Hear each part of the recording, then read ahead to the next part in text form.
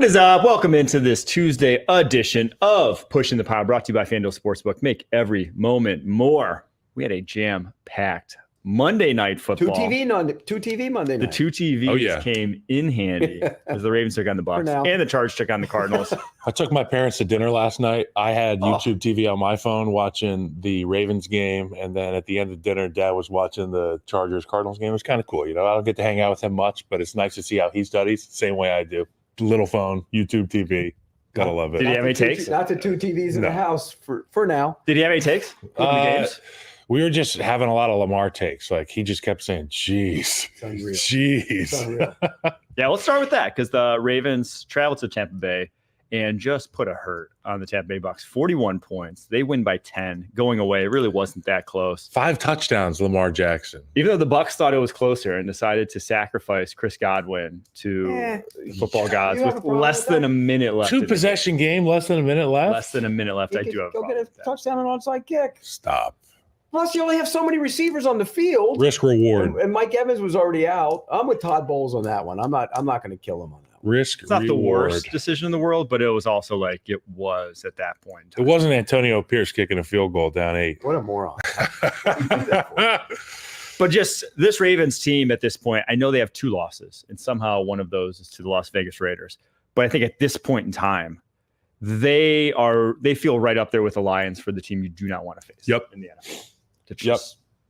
I don't know how you go about stopping this offense. You can only hope to contain them because you stop the pass, they have Derrick Henry. You stop the run, they have 4 guys that can separate at a really, really high level on the outside. And then you stop all that, and all of a sudden Lamar Jackson breaks out of the pocket and still picks up a first down. I mean, your defensive coordinator is probably like, when this guy takes off and run, you hit him as hard as you can. I want 2-3 bodies on him every single time. Well, they did. They hit him with an Evander Holyfield shot to the head, helmet to helmet. The next play, I'm thinking Lamar's going to be out on his feet. The pocket converges around him, and whoop, he's out the back door. Lamar Jackson doing Lamar Jackson things. The end of the game, Derrick Henry getting the ball pretty much in the shadow of his own goalpost, going 80 yards. This team can beat you any number of ways. And to your point, it's the number of guys who can get the football, right? They're all ballers. And Mark Andrews had a slow start to the season, but Lamar finds him in the red area, finds him in the open field. Isaiah Likely's got like 20-some catches this year. He's been a good addition.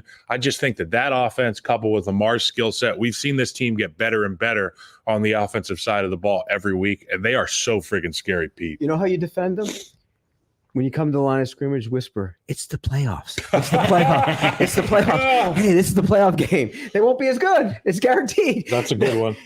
No, seriously, they're playing a magnificent version of offensive football, and Lamar Jackson as a passer has gone leaps and bounds past what even I thought he could go to, and I thought he improved as a passer last year. He's become such a good player. The reads, the progressions, getting the ball out. He is so much better. He's the MVP right now, and I don't think it's close. Yeah. And that offense is tough to beat. They do have some defensive issues. There's no doubt about that. They give up a ton of big plays, and I think that could be a problem going forward for them. But offensively, wow. I mean, from the very beginning, you see Mike Evans streaking down the left side wide open between a corner and a safety that's like 20 yards away from him. That's just unacceptable. If you want to play championship football, you can't have guys that wide open, particularly in the pass game. No. I think there is no such thing as holding, Pete. Well, of course you do. Of course you do. You never held either, did you? There's no such thing as holding. but you should ask Mike. It was a debatable hold. So it's 14-0. Does that change the game? A little, Absolutely. but there was no stop. It's who was going to stop this Ravens offense. The Bucs may have gotten a little bit more on track if they, put together those. So when they have the pick in the end zone, if they score there, if Mike Evans doesn't drop it on the one that then ended up not scoring later in that drive, it's like, yeah, maybe it's more of a game, but I don't think it changed the fact that they gave up 41 points. No. 41 points is, Lamar Jackson goes 17-22 for 281 yards, 5 touchdowns. Somehow not a perfect passer rating. Not sure what you need to do for perfect passer rating, but that passer rating stat is dumb. That's as close as you need to go to Berkeley. 158.1. Derrick Henry averages 11.3 yards per carry on the day. He has an 81-yarder, goes for 169 and 15 carries. That offense just, after the first, start off slow, but then from second quarter on, just rolled. Flip side of the ball, though, maybe the worst loss for any team all season, outside of maybe like the Rams week 1, where they just lost everybody, but losing Mike Evans and Chris Godwin. And Evans' hamstring, we haven't gotten word on how severe it was. It did not look like he pulled it again. That looked like that looked like a bad one. Yes. And Chris Godwin, obviously bad. At first, I thought, well, he dropped a touchdown pass, so he's going to pull I hurt the hamstring again routine, but that was really, because he should have caught that ball. He should have. Yeah. But then that was more severe than just like, oh, he tweaked it. That was. It's a shame because this offense has been coming along, finding a new way to get to make hay through the ground on the ground. But a lot of that is aided by the fact that they've got two legitimate threats on the outside. Not only legitimate, Mike Evans is going to be a Hall of Famer. Chris Godwin has been really underappreciated in this offense. You lose those two guys. Now they got to reinvent the wheel again next week. So I'm interested to see how Liam Cohen and this offense gets going. But with Baker Mayfield, you've always got a chance. Obviously not a great game. They got to flush this thing immediately and move on. Yes, that was the Ravens. It's okay to get beat sometimes. Can't get beat like that. But moving forward, they got to figure out how to score some points. They play the Falcons too this week again. They have the rematch with the Falcons. Who's trying to figure out who the hell they are? Right. And so it's a big game. They sacrificed Cade Otton at the end of the game too. How many shots to the head did he take? My gosh. And he looked good. So I think they're going to have to start leaning on that. I think Jalen McMillan, who I really liked, and he got banged up. I think he's going to be a big part of their offense now. But you're right. They're going to have to run the ball and kind of change a little bit of who they are. Speaking of shots, how did Lamar survive that helmet-to-helmet hit from Kalijah Kancey? That would have sent to the afterlife. Yeah, I'm not sure. That's messed up. I'm not sure. That was a spear. I think some guys are just and he just took it. Tough. And Lamar Jackson is tough. He's from down here, Boynton Beach area. He's a tough dude. Okay. Every time I drive past that exit, I'm like, there's some Lamar Jacksons running around this neighborhood. There's some tough guys. And when he takes a shot like that, as an athlete, there's two ways. You can go in the tank physically and say, oh, that hurt. That really bothers me. Or you can say, okay, let me go hit these guys where it hurts too. And that's with Lamar's legs. He did that. And also he threw from the pocket a lot. He's so tough. He's such a leader. Everything that we say about Baker Mayfield, being a tough guy, being a dude, being a leader of men, that's what Lamar Jackson is. Yeah. I had the opportunity to play with some guys that played with Lamar in Baltimore, Orlando Brown Jr., and he raves about him. And he always talks about how we go as he goes, and he's always going the right way. So for Lamar and the Ravens, it's good. They're rolling right now. They're as scary as anybody in the National Football League. All right, let's get to the next game. Chargers at Arizona. Cough it up late. Lose 15-17 on a game-ending field goal for the Arizona Cardinals. Kind of snuck away with it because Chargers moved the ball 350 yards passing for Justin Herbert. You get that. I think it was Jalen Reagor. It was like 50 yards down the left side. He fumbles into his own end zone. This is a crime. You, me, and JJ talked about this. I don't know if it was you, me, and Jonathan Jones or me and Brock. Last week we were talking about this rule. If I agree with the rule that if you fumble it through the end zone, it should be a touchback. That's holy ground. This is like sacred space down there in the low rate area. You have to take care of the football. And if you don't, give it to the other team for a touchback. They didn't agree with you? Some people think that it's too harsh of a penalty. I think that it's just right. It's a sacred place. I can't believe they didn't. I thought Jalen Reagor stepped out. No, he didn't. You looked at the review of it. You didn't know. It all happened too quick. The ball was gone before he stepped out. Yeah. I thought like his first step, the left foot. And then the way that ball just kind of stayed on the edge. That might be a different game if that goes in. Oh, yeah. 100%. Herbert was outstanding. Considering who he's throwing to. Yeah. He was outstanding. But they couldn't run the ball, and that's supposed to be their bread and butter. Yep. They couldn't run the ball at all. And that's not a great Cardinals defense, which was a little bit surprising to me. That's a stinging loss for the Chargers. It really is. And kudos to the Cardinals, by the way. You got to give that staff a ton of credit because that's not a talented defense, particularly. Murray can create some things in the offense. They got to get Marvin Harrison going. I think it might be a problem there. And the other guys are all playing. Everybody's coming along. If you had to rate the rookie receivers right now that were taken in the first round, he would be number 4. Yep. Who are number 1 through 3? Well, Neighbors is 1. Yep. Yeah. Thomas is 2. Yeah. Adunze is 3, and then he's 4. I think him and it's a toss up there. It's close, but he's been. What's the numbers? The numbers say. Yeah, the numbers have been great, and Kyler missed him a few times. He also didn't help himself a few times, so he's not been as advertised. I got to give credit to Kyler Murray though. What a baller! I mean, we talk about Lamar Jackson and the things he can do from a physical standpoint. It's the same thing with Kyler Murray. He can throw the football all over the yard. His ability to run makes him an X factor every time. That touchdown, it looked like he was playing against high school kids, the way he can take off and just find another gear. I also got to give a lot of love to Connor, their running back. What an alpha male. You throw that guy the football, he's going to make one guy miss, and then he's going to make one guy pay for trying to tackle him. I think he's a great blend of speed and strength, and it's a great option for their offense every time. Free agent, too. He's a free agent. He'll make somebody very happy. Yeah. The Cardinals kind of out-chargered the Chargers in this game. They established the run. Yeah. That they leaned on that all game. They stopped the run. They made the timely plays when it counted with the forced fumble, not only Rager at the goal line, but then after the pick, forcing the fumble, getting it back. That would have been a game-changing play from T.R. Tarkin. I forget who the player was. That was such great hustle to get down there on Rager and get that ball out. I mean, talk about just a man possessed. Yeah. By the way, Paris Johnson's the real deal. Tackle. Yes. They nailed that pick, moving him from right side to the left side. He's been outstanding. But watching Murray, watching Jackson, I'm going to go on an old man rant. I was wrong. And I'll sit here and say that. I'm a big pocket passing quarterback guy. I always have been. The game, eventually, you have to make the plays in the pocket. But with the way the game is played now, if you can't move, you have problems. Yep. And the way these guys move, it changes the whole dynamic of the way you defend them, and it makes it easier on an offense. And so I think I was narrow-minded in the way I used to look at the position. I'll be honest about it. I still think eventually you slow down. Nobody gets faster as they get older. You do have to make your plays standing in the pocket, but the ability to move and create with your legs is so important. And not just to run, but to create, to throw with your legs is so important because the offensive lines stink. We know that. They've gotten worse. And the defensive lines are so fast and athletic that you have to be able to move.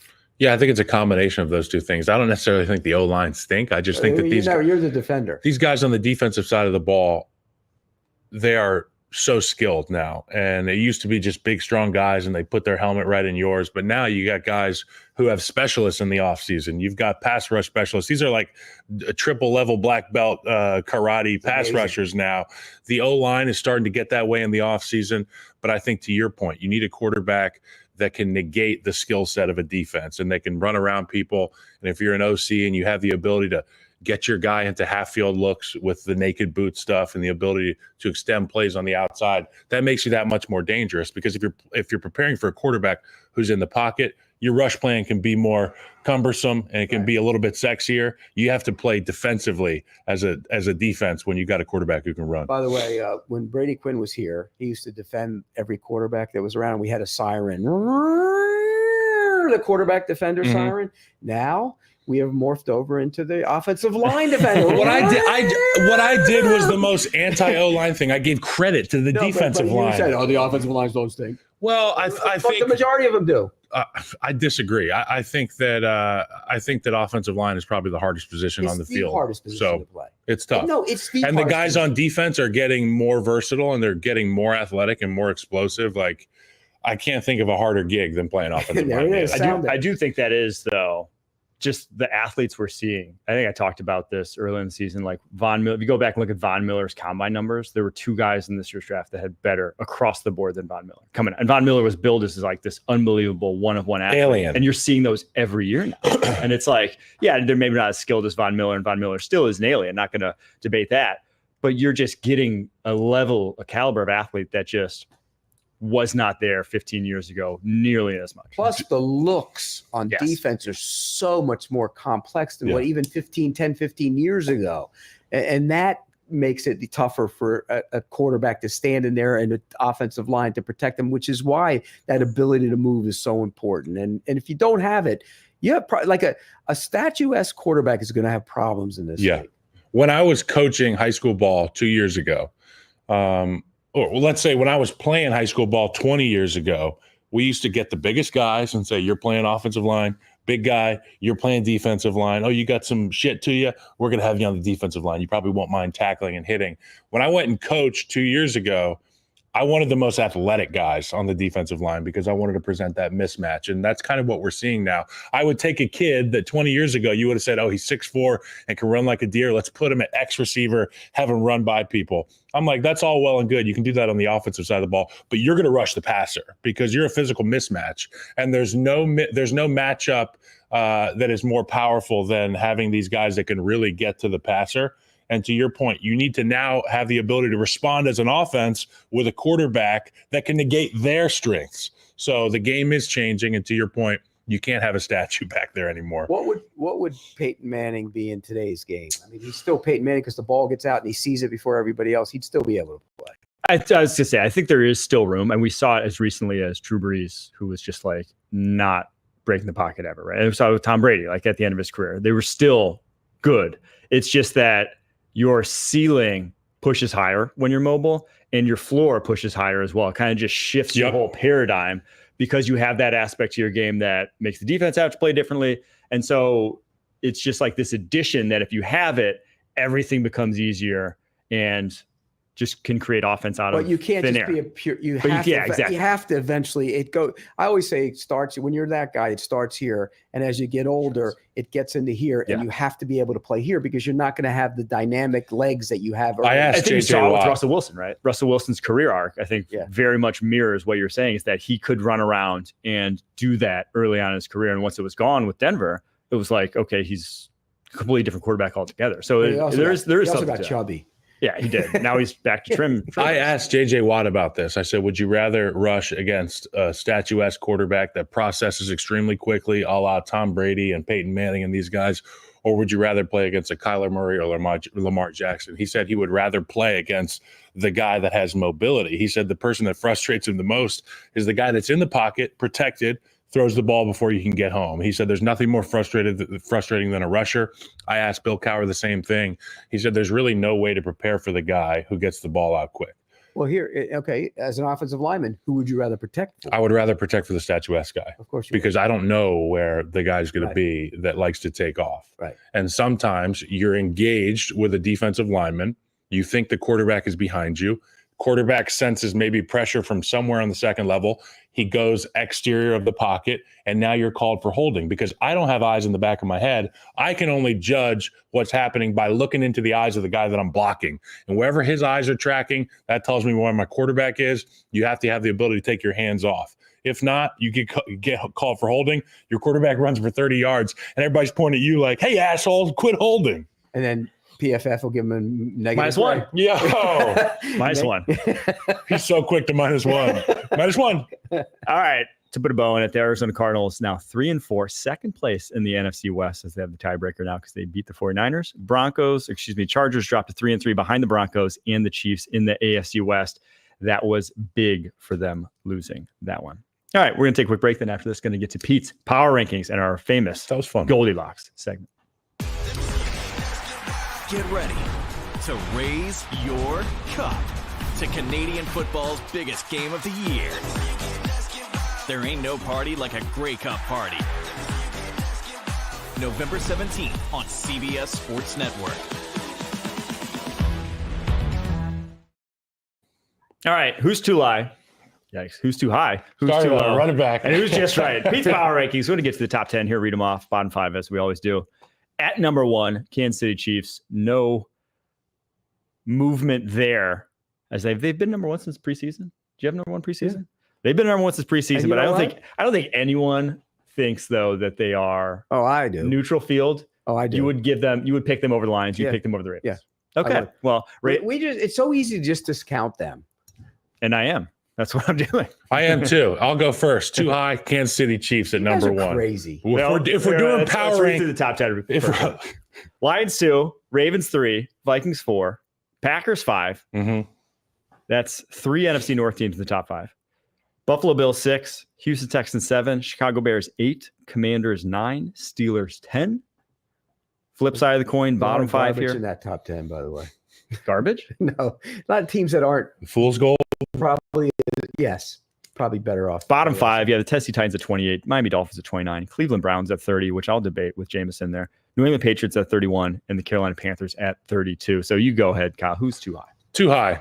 Kansas City Chiefs. And I know I'm a former Chief. I'm buddies with a lot of these guys. And I think part of this is me just understanding that at this point in the season, the Detroit football Lions are doing things offensively that I don't think anybody can match, keep up with. And I know they lost Aiden Hutchinson, but I think that defense is still going to do a great job. And it all comes down to scoring points. For the Kansas City Chiefs, I just think right now they are in a spot where they are waiting for the cavalry to arrive, the reinforcements to arrive. Yes, they're good enough to win these games, and they can beat San Francisco on the road, and they can be that amoeba-like team that finds a way to play really good defense, run the football effectively, and Patrick Mahomes can run it in the gun on 4th and goal.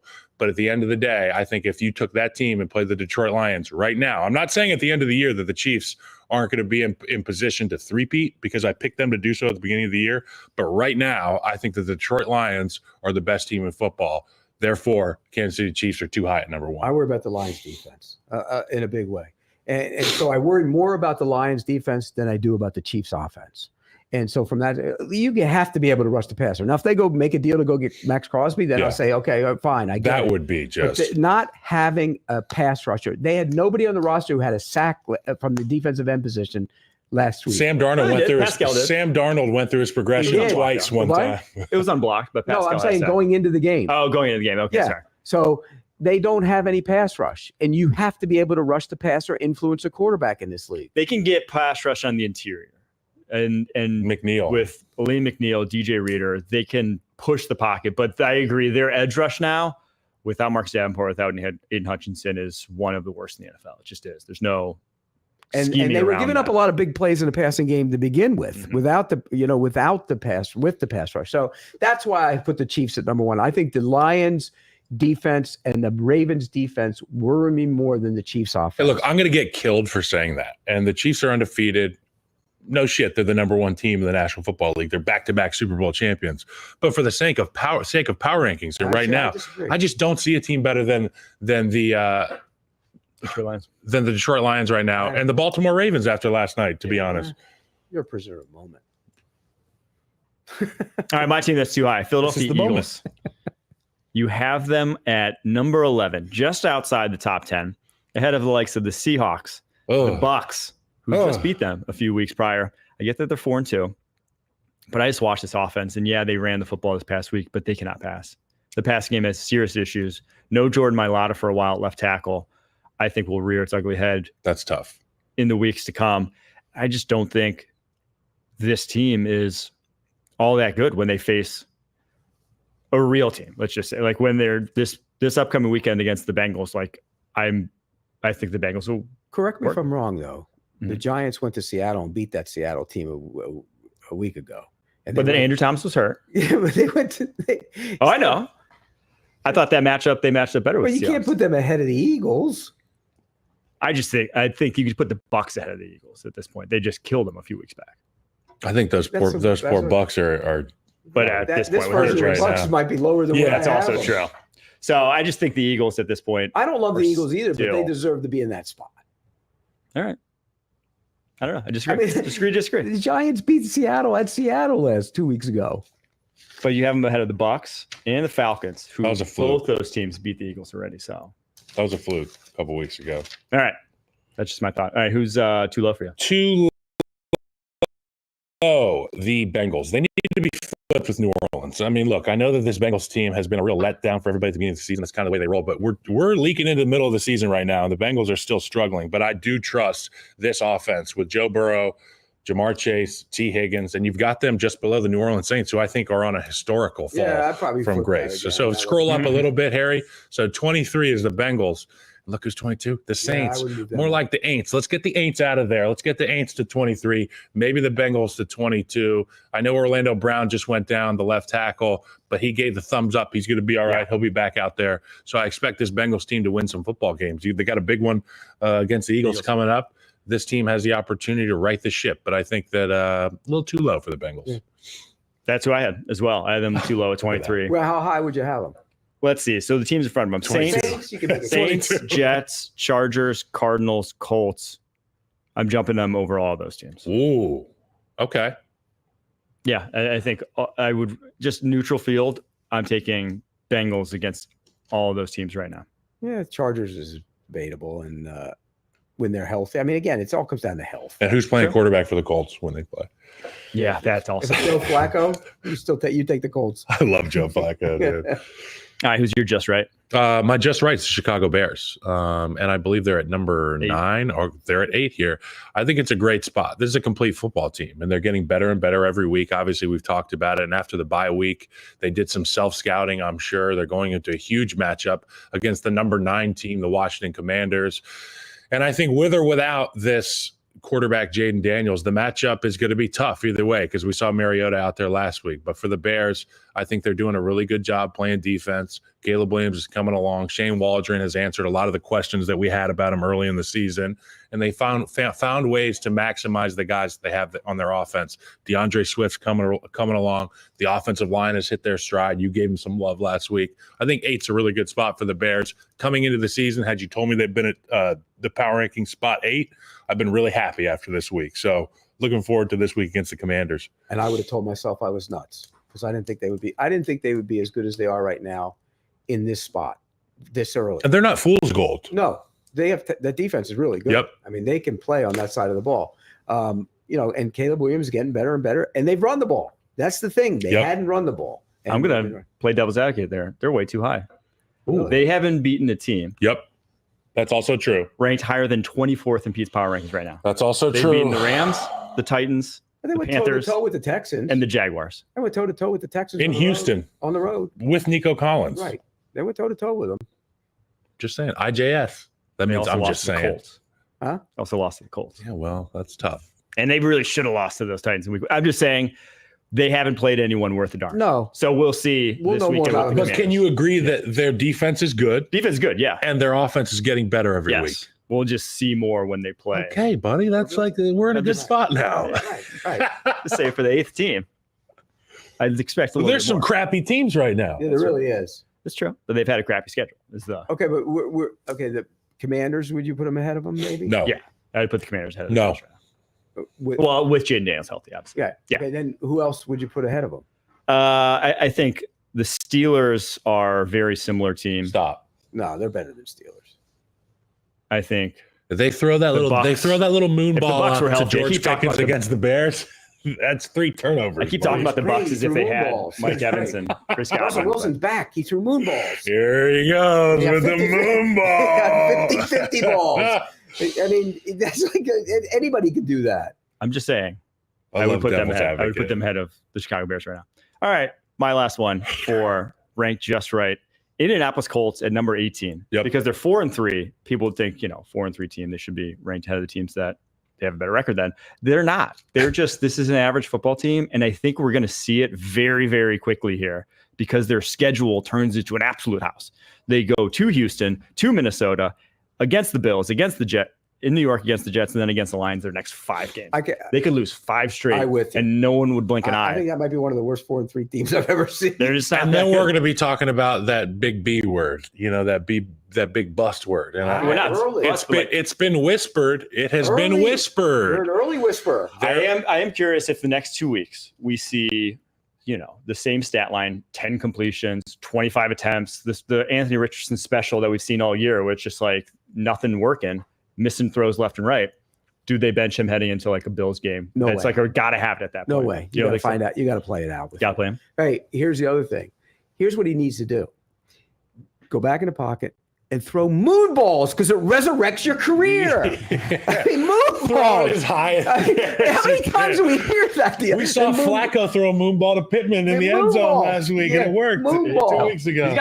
They do have the talent though. That's really, that offense should just be Pittman can go get moon Chuck it. balls. Pittman, Adonai, Yeah. Pierce. They That's go like get their moon balls. specialty. Go get Chuck it. moon balls. And then you got the Chuck guy it. underneath. I mean, Yeah. have we ever seen a guy who throws 2 pop-ups that the receiver makes plays on, and all of a sudden he's back? Little league fly ball practice, what it looked like. Johnny, I'm back.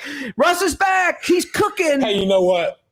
Russ did some things in the game that showed me he still got a little bit of juice. I'm happy to see that. He was able to move and maneuver from the pocket when some For pressure a quarter and a came. half, he looked like he was. He in did, but Denver that's again. his first game action all year. Everybody else has been playing the whole year. He also was playing against a defense that was depleted in the secondary. He was also playing at home. I'm he got all a for making point-blank fun of the moon touchdown. ball, The but moon we ball. got to give him some Yeah, credit. he was okay. He was okay. You saw the way Najee and George Pickens were all over him on the sideline. They love that stuff. They got some hope there. They haven't found out that what the rest of his teammates used to think about. Oh. We don't have to get into that just yet. All right, we're going to take a quick break. After this, we're going to seize debate. Debate will be fun. Welcome to JJ's. I'll have a... Wait, there's no way I can get a burger? You know what we're doing, No right? chance. But you can have the NFL on CBS streams live on Paramount Plus. Oh, hang on. There's a toy. Are we picking peace too? Oh, no, we're doing some of these questions first. Are we back? No. Yes. All right, we're back here. Will the Jets finish above 500 is our first debate topic. Yes. Yes. The schedule's a joke. If you look at their schedule, it's so favorable the rest of the way. So right now, sitting at 2-5. Read that schedule. They have Patriots at New England, home at the Texans, at Arizona, home for the Colts, home for the Seahawks, at Miami, at Jacksonville, home for the Rams, at Buffalo, home for the Dolphins. Come on. They're finishing above 500. So in terms of games, they'll probably be dogs in. I mean, the Texans game, At the home. Bills game, those are probably the only two I'd imagine they're going to be dogs the rest of the way. And the Texans might be. And yeah, Flat. it's not as if the Texans without Nico Collins at the end of the month are going to be anything. So this is a Jets convo. We got Kyle Shanahan on the screen. I was a little bit confused there for a second. But yeah, I mean, the Jets will get better and better. They have to. I mean, you've infused this roster with a little bit of talent. You've given yourself a chance. Garrett Wilson drop away from winning that last game, in my opinion. And, you can right the ship if you're the Jets. You're not going to win the division, but you still have a chance to be in the dance, as John Fox used to say. You get me to the dance, who knows what happens. So for this Jets team, do not give up on your team. You got Aaron Rodgers, you got Devontae Adams, you got Breece Hall, you got weapons. Go out there and win some ball games. Everybody's alive for the last wild card spot in the AFC. Yeah, that's true. REL. Except for the Colts. They're still alive. They'd be in right now. They would have it. They're going to have a rough go at it I here. agree. All right, who is the next big name to be traded into which team will he be traded to? Ooh. I'll start with mine. I think DeAndre Hopkins goes. I think Titans could deal him. I think Does cement shoes go with him too? Yeah, I think he goes to the Steelers. I think that's where they trade. He's like he's in concrete. I think he's a Steeler. I think he love goes to the Steelers. DeAndre Hopkins. He's been a great player. Yeah. But he can't run at all. No, I know. Watch that Tennessee offense. I said before last week, I was like, there's no hidden routes that are open that Will Epstein find it, right? There's not a secret key to unlock this offense. So these receivers are slow as balls. Chiefs went and got Marquez Valdez-Scantling a few years ago. Do you see a spot for like a Mike Williams on this Chiefs roster where it's like, we don't need a true number one, but we need another option at the second level Mike of our Williams offense? is DeAndre Hopkins. That's 3 inches taller at this point. Well, He runs you a just little need bit all you need is a body out there. He runs a little bit. If I were the Chiefs, you know what I would do? If Jacksonville loses this week, I'd call him Christian Kirk. Ooh. Christian Kirk has a year. Could be a yard sale It's down there. expensive, but It's worth it. yeah, It's worth it. It's worth it. And I'm sure they could find a few guys on that Chiefs roster to restructure. I mean, that's what they There's do. another guy I would call on a team looking for a left tackle. Cam Robinson. Because Walker Little was really good last week, and he's a better left tackle, I think, than Cam Robinson right now. So I would inquire about that. But if that's what I would do. If I were the Chiefs, I would inquire if the Jaguars lose to the Packers this week. Homer, they will. I would go call on Christian Kirk. Christian Kirk in that offense would give them another nice little dimension in the midfield. Yeah. All right. How long do the Chiefs stay undefeated? I'll read off their schedule here going forward. At the Raiders, Win. home against the Bucks, Win. home against the Broncos, Win. at Buffalo. Tough. That's the one. That's the one. Okay. It's the only one in the whole schedule. It's the only one on the whole schedule where they're going to lose the game. Keep going. The rest of that schedule. And then at the Panthers Win. versus the Raiders versus the Chargers, at the Browns versus the Texans, at the Steelers, at the Broncos. Versus Texans could be tough. And Bills. In Kansas City. Yeah. They're not losing it. If they beat the Bills, they are going undefeated if they want to. That's unbelievable. Isn't that crazy? In the year where it's like You're not happy Bo guy. Nix. Look Bo at him. Nix. I mean, Bo Nix week 18 upsets him. okay. He's going to be in rare form by then. He's going to be fighting for a playoff. They might rest guys. Because they'll be the Broncos might be fighting If for a you're playoff spot then. undefeated going into that last week and you're playing your division rival and they're playing to get to the postseason, would you rest guys or would you go for the undefeated? Oh man, that's tough. Because you also right now you get That's a the damn bye. good question. Well, because here's why. they're going to have the number 1 seed. So that means if you rest guys that you don't play from week 17 until that's a lot. That's 2-3 weeks. I don't love the 2-week bye No. for guys. I think that's too much. So So I think you play them. you play them. As the top seed, you play because you're going to get that break regardless. If Buffalo doesn't get them, they're going undefeated. But then does it become a Patriots? And then you guys will sit here every week and say, situation? "Oh, this team's better They than could them. lose, This they team's could better than lose to them." the Bucks in 2 weeks. They're going to lose to the Bucks as they're constructed right now with those They could. receivers in Kansas City. Not with the Kansas City defense. No way. They could. No way. They're not Baker. losing. Look, They're not losing unless they lose at Buffalo. it's Devin McCourty on Football Night in America, right? Devin McCourty and Maria Taylor and those guys. Every single week on Sunday night, I hear Devin McCourty talking about they're going to lose. They're not cut out for this, and they find a way, like an amoeba, to just adjust. It's like water, it finds its way, and that's the Chiefs' football team. And it's the defense, it's the offense, it's when they need it most. It's Mahomes making a play, tiptoeing down the sideline for 40 yards. They are Houdini. They find a way to get it done. And I know I went out here and said that they're too high at the number 1 spot in the power rankings, but at the end of the day, it doesn't matter who you are right now. At the end of the season, who's going to show up in these playoffs? Nobody's more experienced in the playoffs than the Chiefs. If they do get there undefeated, it's going to be wild to watch this team. Do you think the Bills get him? Yeah, I don't think they go undefeated. I think they just drop one along the way. That's going to be no a one expected. defensive Just because it's the NFL. And they're I would pick against them going undefeated, but if they beat Buffalo, they're looking like they will go undefeated. I don't think they do. I'm not picking it. All right, who's going to win the NFC North? That's the next topic. The Detroit Lions will win the NFC North. Okay. I think they're the best team in it. Unfortunately for me as a Bears fan, we're the 4th team in that division. It's the best division in football. I think that obviously you can see that Detroit can beat the Vikings. It remains to be seen what Jordan Love's going to do in the division. But at the end of the day, if I had to put money on one of these teams, it's the Detroit Lions They and play Ben in 2 Johnson. weeks. They play in 2 weeks in Lambeau. And the perfect quarterback, Jared Goff. I'm sticking with my pick to begin the season. I'm sticking with the Packers. And Your pick looks smarter every week. I think Hutchinson not being there is enormous for that team, just enormous. And if they don't go out and get, Zadarius Smith, if you make a deal for Zadarius Smith, that ain't fixing it. No, that ain't fixing it. And I think especially against the Packers because elevates your Love group, when he has doesn't time. replace it. Love with time is just like they have too many weapons. I think I'm with you. I think the Packers end up winning the division.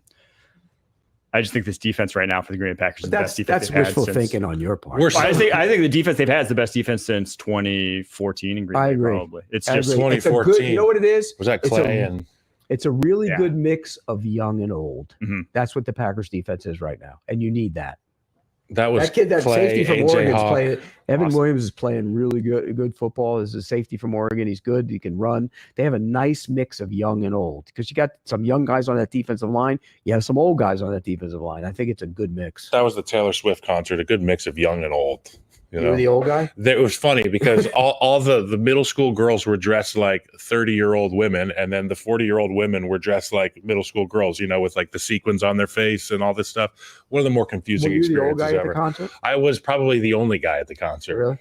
Well, I had tickets to that show, and I hope We you could went have over- sat together. I hope you said Even having tickets to that show blew my mind when I found out this. Well, no. Only reason he bought tickets is so he can make money on the tickets. No. When my wife actually won the lottery, and she said to me, she said, "Oh, we're going to Taylor Swift," and I'm like, it was almost a year that I had to agonize about going, and finally she was wised up, and she said, "Okay, we can sell them then," and I didn't have to go. I wanted no part of that. We made the Zero decision part. as parents. My wife and I went, Kate, and we made the decision that our daughters will not wear makeup until they're out of high school because we saw a bunch of elementary kids. I don't with mind full, her songs when they come on. I'll listen to it. It's not that I have any disdain for music. I just hate going to a venue where it's so hard to get in and out of. And I like to have a few when I go to a concert, and I don't want to drive and get in and out of there. Watching Taylor Swift in person was like watching Lamar Jackson play football. It was like, what can't this gal do? 5 hours. Too. 5 hours. She performed 5 for 5 touchdowns for hours? Lamar She Jackson. performed for 5 hours? Yes. Oh, it's about 2,000 an hour. More than that. All right, we're gonna get to our draft segment. A little Quite a rate. new wrinkle on this one. This will be week. fun. Yes. So we're going to build the perfect quarterback. Or attempt to. And the trick is you cannot reuse anyone I don't care about even if it's across traits. So the categories are decision making, arm talent, accuracy, mobility, and then intangibles, toughness, leadership, whatever you want to book that all into that bucket. So if you take Patrick Mahomes for arm talent, you can't then someone else can't draft him for leadership. Exactly. So one quarterback per category. I think Pete went last week first. So Kyle, you're going. Arm talent's like okay. Well, arm strength. There you go. Arm it's strength. like calling a vase. Arm strength, but also it's arm like strength. Some people have accuracy, strong arms touch, from arm the strength. pocket, Yeah, but then not necessarily on the move. But it's like calling a vase of Oz. Yeah. Come on. It's a Legs. scouting term. I'll start with legs. Oh, you're gonna start with legs. Lamar Jackson. See, I'm not sure that one was going to be my first category No. to go. It's what I wrote first, so I'm going first. I think I'm going leadership, toughness, and tangibles. I'm going Patrick Mahomes. Okay. It's a really good one. That's who he is. Like he's So- that's why he's the best. Okay. You Well, go now. I'm going to go Pete. leadership, toughness, and intangibles and take Josh Allen. There you go. I'm going to go leadership, toughness, and No, tangibles. I wouldn't. We already drafted them. What? You can sit on it now. You don't have to take that category. Right. We already, Yeah, but the guy I'm going to take Oh, is you not being could. used elsewhere. There you go. Okay. Baker yeah. Mayfield. Oh, I like it. I wasn't going to draft Baker anywhere else. Let me see what other categories we have to. Okay, so You said you weren't going to look at my paper. I don't care about you. so it's so I have intangibles Patrick Mahomes. I'm going to go accuracy Joe Burrow. Burrow is off the list. Burrow's off the list. Just making sure that everybody knows. So what do I have to pick? So you have accuracy. decision making, arm strength, accuracy, and mobility to choose from here. And you can't take Baker. I'm going to take C.J. Stroud for accuracy. That's good. Yeah. I was going to put him for decision making, but that's good. That's good. Accuracy, I'm going to go with. God, his deep ball makes this not feel good at all. But when Tua Tagovailoa is not concussed and the ball is coming out on time and in stride, Yeah. the offense is pretty good. I'm still not going to pick him. Okay, accuracy, Matt Stafford. Ooh, that's not where I would go Stafford No. with. That's I where I'm would've gone with going. The arm strength on that one. No. I got a guy for that. All right. Man. Oh, I should have gone with Jameis for leadership. Oh, well. That's a good one. You live and you learn. I got to get arm talent, decision making, and mobility. I'm going to go. Oh, man. I don't know if I love this. Let's go with Kirk Cousins' decision making. Kirk Cousins off the board. I wouldn't put Kirk Cousins. He wasn't on my board. He wouldn't be on my board either. This is like your guys laughing when they didn't pick Jefferson. Jaden Daniels for mobility. That's Fair great. Okay, so now what do I have to do? Arm strength? You got arm strength and you got decision making. Arm strength, Anthony Richardson. Every throw, 100 miles an hour. All right. I have mobility and arm strength left. I'll go with, I think I'll go with Kyler Murray's mobility. Okay. So what do I have left? Arm strength? You have drafted Josh Allen for intangible, CJ Stroud for accuracy, Jaden Daniels legs. So you That's a have good quarterback. decision making and arm strength. Okay, let me think. Decision making. It's tough because we kind of took all the good decision makers here. You know who's actually a pretty good decision maker? Brock Purdy's a good decision maker. Okay. I'll take him. Go with Brock. So I have left decision making. Yeah. And that's it? Yep. We haven't touched some guys we haven't touched. We haven't touched Herbert. Yep. Haven't touched Dak. Haven't touched Deshaun. Haven't touched Jared Goff. Deshaun is not my decision making choice. Well, if you had to pick a quarterback who could skip balls into the ground, that's him. Haven't touched Passes Geno are Smith. terrible. I'm going to give decision making for Jared Goff Okay, there you because I want the largest brain that I could find. go. My last one then, I have arm strength. Maybe Joe Milton, strongest arm in the NFL. Behind You Anthony gotta Richardson. play. You gotta have somebody to play. Come Malik on. Willis then. Malik Willis got Come on. That's good. That's a winner right there. He's got That's a a strong Packer arm. and a winner. Okay, I'll take Herbert for his arm. Okay. All right. I thought we already took Herbert, so No. that's why I didn't pick him. But yeah, here we are. My quarterback is unstoppable. Your Okay. quarterback's really good. So to Mine's got some shit to recap. him, though. Yeah. Pete's quarterback, he has Josh Allen's intangibles, CJ Stroud's accuracy, Jaden Daniels' legs, Brock Purdy's decision making, and then Justin Herbert's arm. And then strength. for me, I've got Stafford's accuracy, Baker's leadership, Lamar's mobility, Anthony Richardson's arm strength, and Jared Goff's decision making. I have Patrick think Mahomes' it's pretty intangibles, Joe Burrow's accuracy, Kirk Cousins' decision making, Kyler Murray's legs, and then Malik Willis's arm. So I have intangibles that I have to do, right? Or is that leadership? You did Baker. Baker. Mayfield. Okay, so that covers you go. everything. Yeah. All right, that's great. All right. Your group would probably be fun to hang out with. Though. Oh, buddy, we're gonna beat you, and we're gonna drink more beers than you after the game. Of course. I don't know who. This one's like too hard to like really say who won. We'd have to honestly. submit it into like It's- some algorithm and Yeah, find we out need how they would AI. simulate. But this see, game. like Yeah. when you like if you say intangibles with Josh Allen, toughness goes into that. Yep. Too. Yeah. So that's why he's the toughest guy and toughest quarterback of all of them.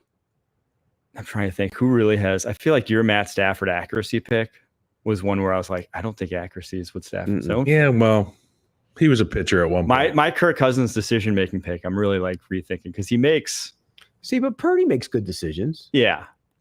My quarterback's really good, by the way, because I got to move and Daniels can move. I got Josh Allen for the toughness and the intangibles, and then I have who was my second pick? It was CJ Stroud's accuracy. yeah, Yeah. my quarterback's good. I'm changing. Who would be pick one for? Let's just do who would be pick one for all these. Let's real quickly go through and build who we think would be if we could draft anyone's Like a anything. group think. Yes. Right. So okay, let's do Leadership decision- intangibles. Let's do leadership intangibles. Patrick Mahomes. Pick Mahomes first Yeah, for that. Yeah. Okay. Of course. Decision making. Josh Allen's taking care of the football better than anybody in the I NFL wouldn't put right him now. as decision Yeah, I'm not maker. putting No, him. He's got no interceptions. His body of work. no, he's not. That's a not winner what he's known for. right now. I mean, who's like the elite processors? And honestly, CJ Stroud's a hell of a processor. Stroud, Yes. Burrow. Burrow would probably be the one. Burrow's probably. Burrow's the processor. Accuracy. See, I think Stroud is as accurate as I mean, his ball. Stroud is Stroud, Burrow. I think Geno Smith is sneakily. I would have put him in there if Stroud and Burrow were off the board. Probably be my number 3. But yeah, I think hard to go against Stroud or Burrow for that one. It's Mobility, it's got to be Lamar. Gotta be even- Lamar. Even though Jaden's No, Lamar's size, still strength. different. What about a size, strength one? Yeah, we didn't really factor in body type. that would be. Let's it would be think Josh about Allen. It would be Josh Allen. Who is the quarterback that we're describing historically? Andrew Luck? in terms of who's the best, who's got all this stuff. Like, who is the archetype for melding all of these characteristics and traits? Cam Newton.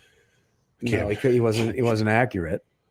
Andrew Luck was all these things, right? Andrew he was Luck big, was- he was Andrew fast, Luck- he was a processor, he was Yeah, a leader. Andrew Luck would be right in there. Cam Newton's the frame. John funny Elway. that- We did frame. It's funny though. John Elway would be in there for all of it. I was talking to my John dad last Elway night would at be- dinner. John Elway would be. We were all at of it. dinner last night, as I alluded to earlier, and I looked across the table. I said, "We're building the perfect quarterback." Yada yada yada. And I was like, "I think the perfect quarterback would be Andrew Luck." And my mom goes, "I know who he would say." And I was like, "Who?" She pointed at my dad. I was like, "Who?" She goes, "Elway." Like, he's got PTSD from Elway. Yeah, well, he should. Elway was big, strong, could move, Yep. physical, tough, leader. He had all of it. He had every bit of it. Now, early in his career, wasn't a great processor, but he became and probably that's not never was really the strength of him, but he had all of it. I took a piss next to Elway at the combat once. How was that? I didn't take a peek, so I didn't do. You don't have a Jerry Jones scouting report No, for John Elway? John Elway's one of the best dudes to deal Ace with in Ventura. this league for a long time. He was great. He's Good dude. honest assessment, a great evaluator.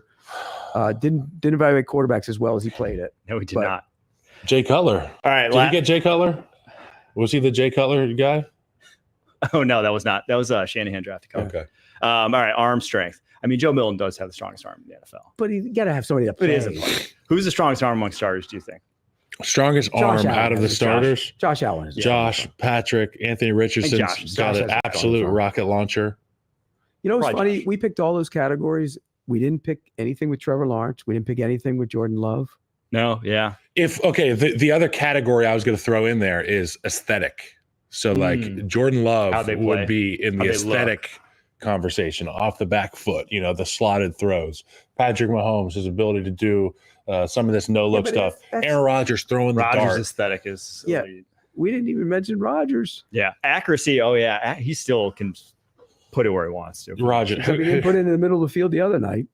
Put it in the middle of freaking Garrett Wilson's chest. No, that one he did, but the one in the middle of the field, what was he doing looking at that defensive back? I don't know what he double clutched it. All right, there's our show. We'll be back tomorrow with a mailbag. Make sure to leave a 5-star review on our podcast with your question, and we'll answer it on tomorrow's show. Until then, hit us up on Twitter with your questions. Thanks for coming, Pete. Thanks for coming, Pete. It's in my contract. Keep pushing. Peace.